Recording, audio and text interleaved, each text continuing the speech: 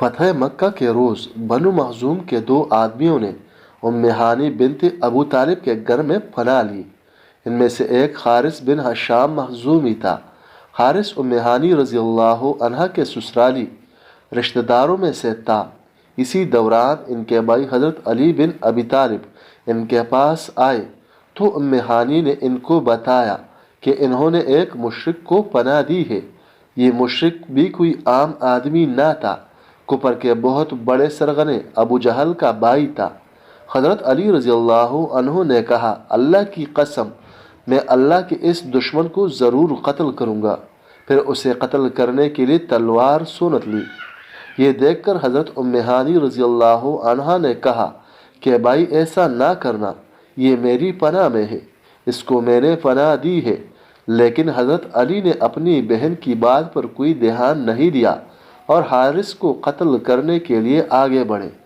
ام ہانی نے دوڑ کر ان کا ہاتھ مضبوطی سے پکڑ لیا اور کہنے لگے، اللہ کی قسم، آپ رضی اللہ عنہ اسے قتل نہیں کر سکتے کیونکہ میں نے اسے پناہ دے رکھی ہے۔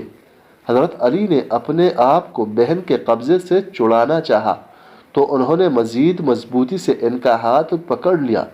اتنے میں نبی کریم صلی اللہ علیہ وآلہ وسلم تشریف لائے اور یہ منظر دیکھ کر مسکرانے لگے۔ ام ہانی نبی کریم صلی اللہ علیہ وآلہ وسلم سے کہنے لگی، یا رسول اللہ صلی اللہ علیہ وآلہ وسلم، آپ دیکھ رہے ہیں میں نے ایک شخص کو پناہ دی ہے اور علی اسے قتل کرنا چاہتے ہیں۔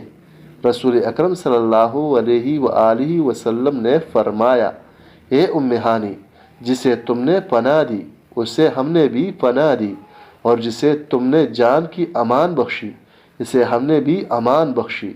چنانچہ سیدہ ام ہانی رضی اللہ عنہا نے حضرت علی کو چھوڑ دیا۔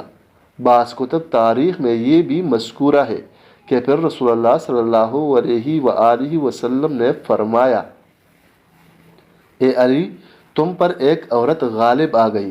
حضرت علی نے کہا، یا رسول اللہ صلی اللہ علیہ وآلہ وسلم، اس عورت نے اتنی مضبوطی سے مجھے پکڑا کہ میں تو اپنا ہاتھ پاؤں بھی زمین سے نہ اٹھا سکا۔